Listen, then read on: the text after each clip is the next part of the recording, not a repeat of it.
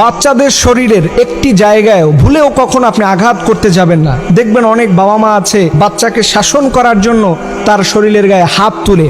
তবে মনে রাখবেন, এই জায়গায় বাচ্চাদের এই স্পেশাল জায়গায় যদি আপনি হাত তুলেন তাহলে আমার আল্লাহর আরশ পর্যন্ত কেঁপে ওঠে।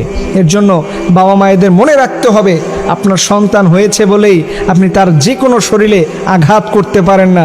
কারণ এই মানুষকে, এই বাচ্চাকে স্বয়ং সৃষ্টির অবয়ব, রূপ, তার লাবণ্য আমার আল্লাহ নিজের কুদরতি হাতের মাধ্যমে সৃষ্টি করেছেন। আল্লাহ তাআলা বলছেন, লাকাদ খলাকনাল ইনসানা ফি আহসানি তাকওয়িম।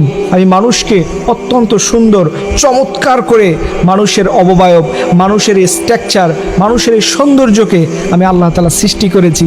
যেই মানুষকে আল্লাহ তাআলা এত মায়া আর দরদ, ভালোবাসা দিয়ে সৃষ্টি করেছেন, আপনি বাবা মা হয়ে তার শরীরের সব জায়গায় আপনি হাত দেওয়ার এখতিয়ার রাখেন না। কারণ মানুষকে আল্লাহ তাআলা স্পেশাল মর্যাদা দিয়ে সৃষ্টি করেছেন।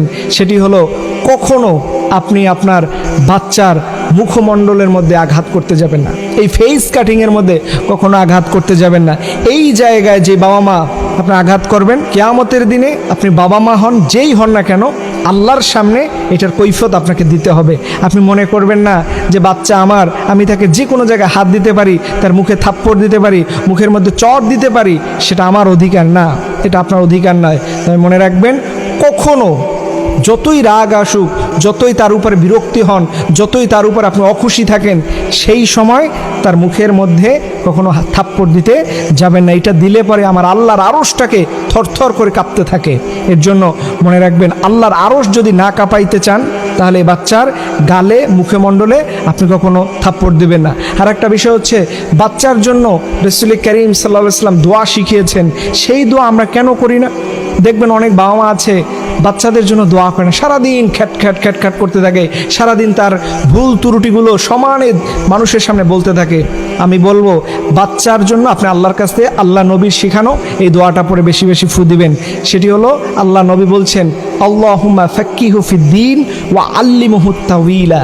এই দোয়াটা রাসূল করিম সাল্লাল্লাহু আলাইহি ওয়াসাল্লাম বাচ্চাদের পেলে তাদের মাথায় হাত বুলিয়ে দিতেন, হাসান হুসাইনকে পড়ে দিতেন, আব্দুল্লাহ ইবনে আব্বাসের মাথায় হাত বুলিয়ে এই দোয়া পড়ে দিতেন। এর জন্য আমরা সব সময় যেন মনে রাখি, আমাদের বাচ্চাদের শরীরে কখনো আমরা যেন হাত না দিই। এবং আরেকটি মজার বিষয় হচ্ছে, বাচ্চাদেরকে শিখানোর ব্যাপারে একটা সুন্দর টেকনিক আছে। এই যে কবুতর দেখেন না, কবুতরের বাচ্চাগুলো তারা কি করে, প্রথমে নিজে খাবার খায়, এরপরে খাবারটাকে কিছু হজম করে, এরপরে জোর করে বাচ্চাকে খাওয়াতে যায়। এটার মাধ্যমে শিক্ষা হচ্ছে যে আপনি যতটা ধৈর্যশীল হতে হয়, যতটা পরিশ্রমী হতে হয়, অতটা পরিশ্রমী হয়ে আপনি আপনার বাচ্চাকে খাওয়াবেন। ওই কবুতরের মতো করে বারবার খেতে চাইবে না, তারপরেও খাওয়াবেন, হজম করে খাওয়াবেন। তাহলে কি হবে, এই সন্তানটাকে যদি মানুষের মতো মানুষ হিসেবে গড়ে তুলতে পারেন, আপনি দুনিয়া এবং আখিরাতে কল্যাণকামী হবেন।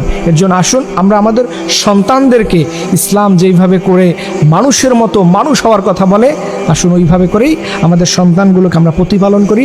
আল্লাহ সুবহানাহু ওয়া তাআলা আমাদের প্রত্যেক সন্তানকে যেন সাইয়্যিদনা ইসমাঈল আলাইহিস সালামের মতো কবুল করেন। আল্লাহ পাক আমাদের সন্তানগুলোকে আমাদের নাজাতের উসিলা হিসেবে কবুল করুক। সবাই বলুন আমিন।